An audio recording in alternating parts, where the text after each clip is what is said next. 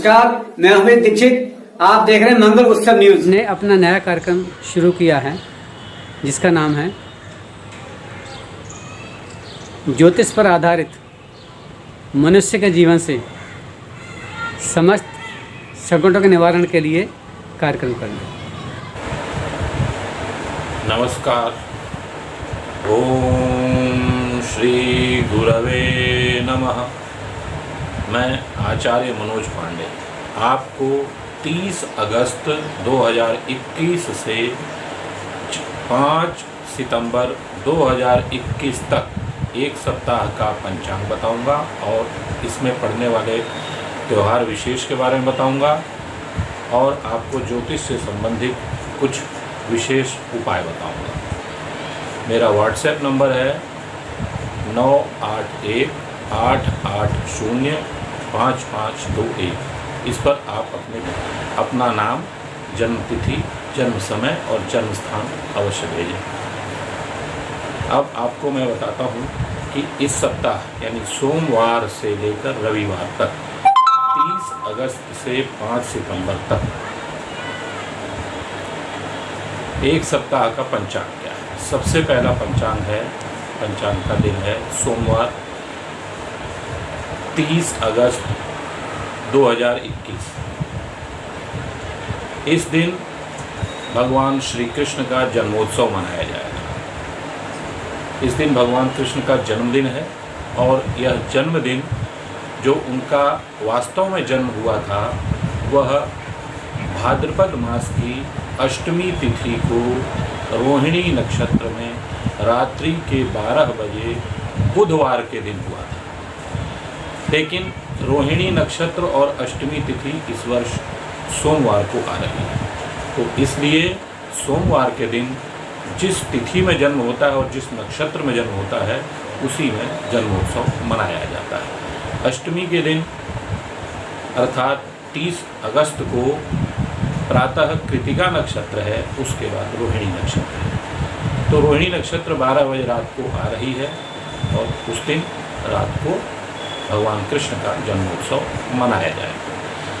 भगवान कृष्ण का जन्मोत्सव बड़े ही धूमधाम से मनाया जाता है। आप भी बड़े धूमधाम से मनाएं।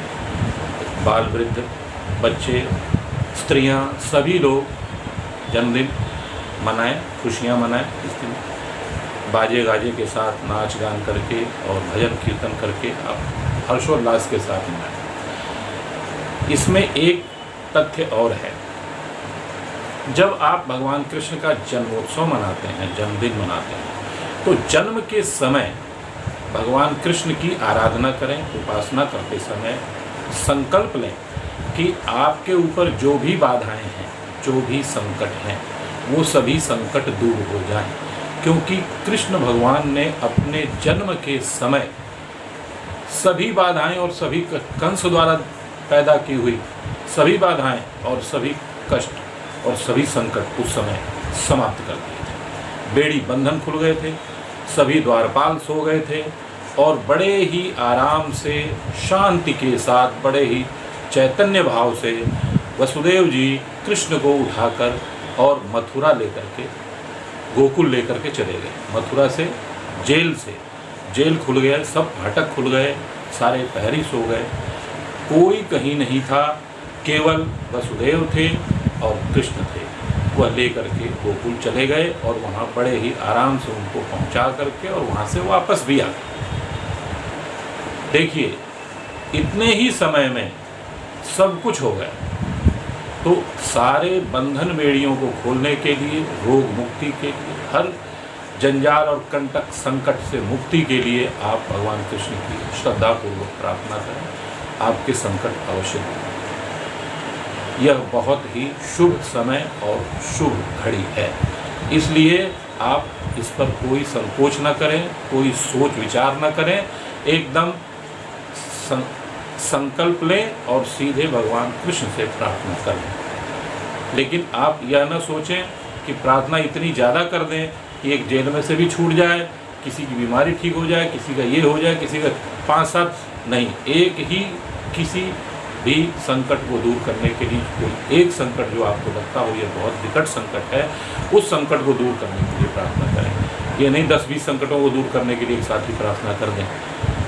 तो आप एक संकट को काटने के लिए और श्रद्धापूर्वक होकर के अगर आप पूजा करेंगे, भगवान कृष्ण की आराधना करेंगे, तो आपको अवश्य ही इसका प्रतिफल मिलेगा।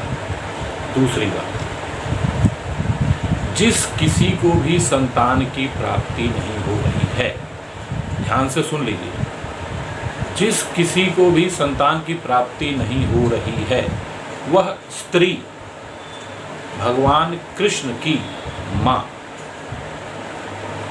देवकी का ध्यान करे और देवकी का ध्यान करके उनसे प्रार्थना करे और भगवान कृष्ण के बाल रूप का एक फोटो सामने रख करके प्रार्थना करनी है कि हे देवकी, मुझे आप कृष्ण जैसा पुत्र दें, तो उसको अवश्य ही संतान की प्राप्ति होगी। यदि आप कृष्ण भगवान से प्रार्थना करेंगे और देवकी के साथ प्रार्थना करेंगे और कहेंगे आप ही जैसा मुझे पुत्र हो या आप ही जैसी मेरी संतान हो, तो आपको संतान की प्राप्ति होगी। उस दिन संकल्प करके भगवान कृष्ण की पूजा करें। लेकिन आप यह याद रखें कि भगवान कृष्ण से संकल्प करके किसी भी एक ही समस्या का समाधान प्राप्त करना है, अनेक समस्याओं को नहीं बोलना है। यह बात का ध्यान रखें।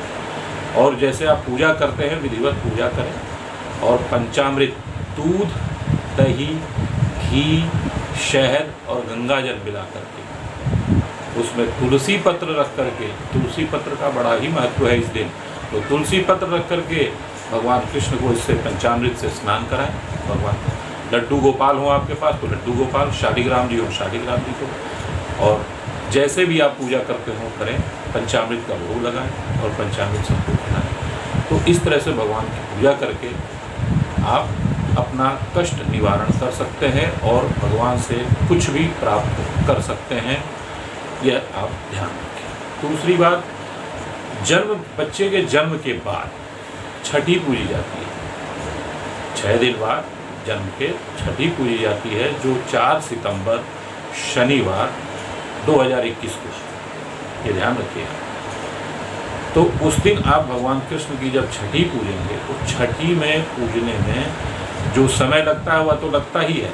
उस दिन भी आप संकल्प लें और संकल्प करके अगर किसी के संतान नहीं हो रही है तो संतान प्राप्ति की प्रार्थना कर सकते हैं। उस दिन कढ़ी और चावल का भोग लगाया जाता है। कढ़ी और चावल बनाया जाता है छठी में, विशेषकर हर जगह यह रिवाज है, एक रीति है, ऐसा चलता है। तो बाकी और जहाँ जहाँ जिस परिवार में जिस तरह का रिवाज है उस हिसाब से अपना पूजन करें। लेकिन उस दिन जिस स्त्री के संतान नहीं हो रही है, जिस व्यक्ति के संतान नहीं हो रहा है, वह स्त्री भगवान कृष्ण की छठी का पूजन करते समय संतान प्राप्ति की प्रार्थना करे। तो संकल्प लेकर के पूजन करें और संकल्प लेकर के ही यह उस संकल्प में ही बोलें कि मुझे संतान की प्राप्ति हो।